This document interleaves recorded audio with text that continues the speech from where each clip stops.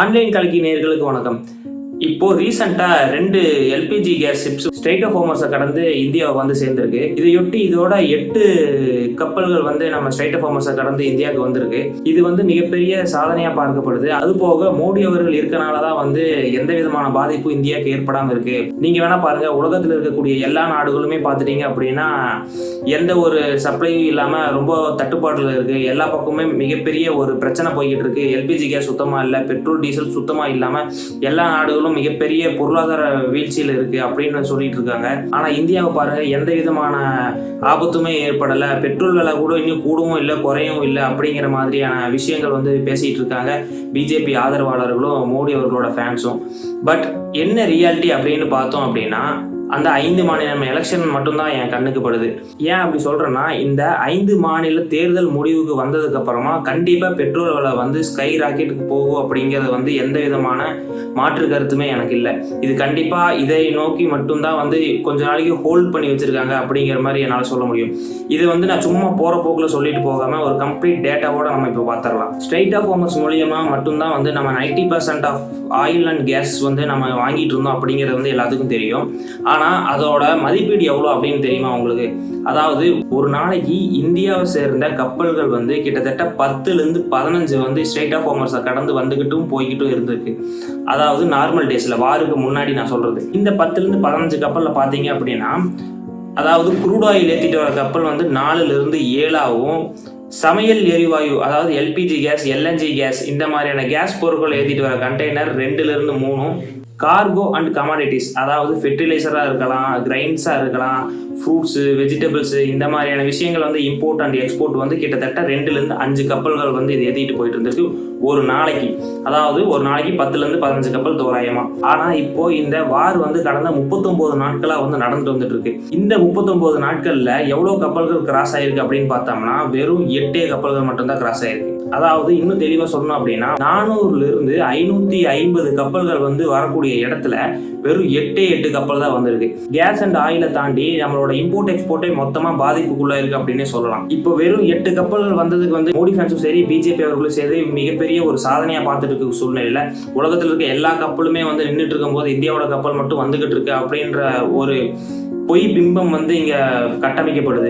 ஆனா ரியாலிட்டி என்ன அப்படின்னு பார்த்தோம்னா, இதுல 400லேருந்து 500 கப்பல் வர வேண்டிய இடத்துல வெறும் 8 கப்பல் தான் வந்திருக்கு. இதோட ரேஷியோட நம்பர் பாருங்க, இது வந்து 1% ஆஃப் த கப்பல் கூட நமக்கு வந்து சேரல. அப்படி இருக்கும் பட்சத்துல இது எந்த விதத்துல வந்து இந்தியாவோட பெட்ரோல் விலையும் கேஸையும் வந்து சாட்டிஸ்ஃபை பண்ணும் அப்படிங்கிறது வந்து எனக்கு தெரியல. அடுத்ததா இந்தியாவில் கையில் இருக்கக்கூடிய ஆயில்ஸ் அண்ட் கேஸ் எவ்வளோ இருக்கு அப்படின்னு பார்த்தோம்னா, க்ரூட் ஆயில் வந்து 60லேருந்து 70 நாளைக்கு தேவையான க்ரூடு வந்து நம்ம வச்சிருக்கோம். அது போக 30 நாளைக்கு தேவையான எல்பிஜி கேஸும் 10லேருந்து 12 நாட்கள் மட்டும்தான் தேவைப்படக்கூடிய எல்என்ஜி கேஸும் நம்ம கிட்ட இருக்கு.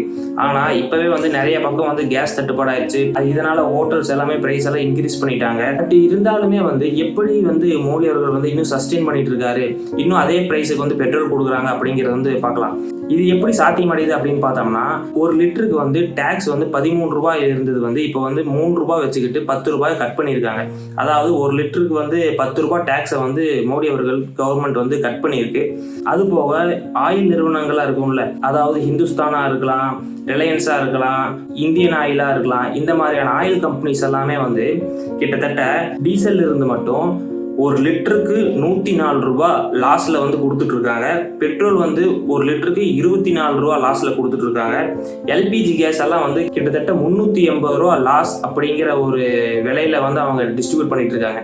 இந்த லாஸை வந்து அவங்க எப்படி ஈடுகொள்றாங்க அப்படின்னு பார்த்தோம்னா, கடந்த போன வருஷம் 2024-25 ஃபைனான்சியல் இயர்ல வந்து இந்த கம்பெனிஸ் வந்து எடுத்த ப்ராஃபிட் எவ்வளோ அப்படின்னு பார்த்தோம்னா கிட்டத்தட்ட 86,000 கோடி ரூபாய். அதாவது முதல்லாம் வந்து நம்மளுக்கு வந்து கச்சா எண்ணெய் வந்து ரொம்ப குறைந்த விலையில் இருந்துச்சு. ஆனால் இங்கே வந்து ஒரு ஸ்டாண்டர்டான ரேட் ஃபிக்ஸ் பண்ண அப்படிங்கிறதுக்காக ரொம்ப ஹை ப்ராஃபிட் மார்ஜின் வச்சு விற்றுக்கிட்டு இருந்தாங்க. அந்த ப்ராஃபிட் மார்ஜின் வந்து கிட்டத்தட்ட 86,000 கோடி அப்படிங்கிறது வந்து மிகப்பெரிய ஒரு ரெக்கார்டாக பார்க்கப்பட்டுச்சு. அவ்வளோ ப்ராஃபிட் எடுத்திருக்காங்க ஒரு வருஷத்தில். அதுவே இப்போ பார்த்தோம் அப்படின்னா ஒரு நாளைக்கு 2,400 கோடி ரூபாய் வந்து நஷ்டத்தில் போய்கிட்டு இருக்கு இந்த ஆயில் நிறுவனங்கள் எல்லாம் சேர்ந்து. இது இப்படியே வந்து எவ்வளோ நாளைக்கு வந்து மெயின்டைன் பண்ண முடியும் அப்படிங்கிறது வந்து ஒரு கேள்விக்குறி தான். அதாவது கடந்த இந்த ஒரு மாசத்துல மட்டும் கிட்டத்தட்ட 15லேருந்து 25% வந்து லாஸ் வந்து ஏற்பட்டிருக்கு இந்த ஆயில் நிறுவனங்களுக்கு. இப்போ இந்த 5 ஸ்டேட் எலெக்ஷன் நான் ஏன் காரணம் சொல்றேன்னு இப்போ உங்களுக்கு புரிஞ்சிருக்கும்னு நினைக்கிறேன். இந்த 5 ஸ்டேட்ல வந்து அசாம் அண்ட் பாண்டிச்சேரி இதில் வந்து அவங்க ரூலிங் பார்ட்டியாக இருக்கிறாங்க. அது போக தமிழ்நாடு, வெஸ்ட் பெங்கால், கேரளா இதில் வந்து ஆப்போசிஷன் பார்ட்டியில் இருக்காங்க. ஸோ இப்போது இந்த 5 ஸ்டேட் எலெக்ஷனால தான் வந்து கண்டிப்பாக வந்து பெட்ரோல் விலை கம்மி பண்ணி வச்சிருக்கிறதாகவும் பெட்ரோல் விலை வந்து ஒரு ஸ்டெபிலிட்டியாக இருக்கிறதுக்காக இவங்கெல்லாம் லாஸ் வந்து மெயின்டைன் பண்ணிட்டு இருக்காங்க. But once the election finish ஆனதுக்கு அப்புறமே வந்து கண்டிப்பாக பெட்ரோல் விலை வந்து ஸ்கை ராக்கெட்டுக்கு போகுது. இதனால் மோடி அவர்கள் வந்து நிறையா மாற்றம் ஏற்படுத்தி நிறையா திட்டங்களை கொண்டு வந்து இந்தியாவோட ஆயில் ப்ரைஸை வந்து ஸ்டேபிள் பண்ணிட்டார் அப்படிங்கிறது வந்து ஒரு பிம்பமாக தான் இருக்கே தவிர அது வந்து ரியாலிட்டியாக கண்டிப்பாக கொண்டு வர முடியாது அப்படிங்கிறதா உண்மை. இது வந்து இன்னைக்கு நாளைக்கு மாறலை அப்படின்னாலும் இந்த வீடியோ நான் அடித்து சொல்கிறேன், கண்டிப்பாக அடுத்த ஒரு மாதத்தில் வந்து பெட்ரோல் விலை இன்க்ரீஸ் ஆகிதான் போகுது.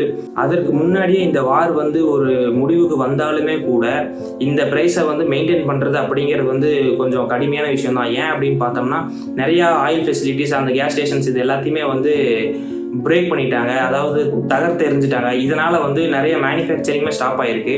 இதனால் குளோபல் மார்க்கெட்டில் பெட்ரோலோட ரேட் வந்து கண்டிப்பாக இன்க்ரீஸ் ஆகிட்டு தான் இருக்குது.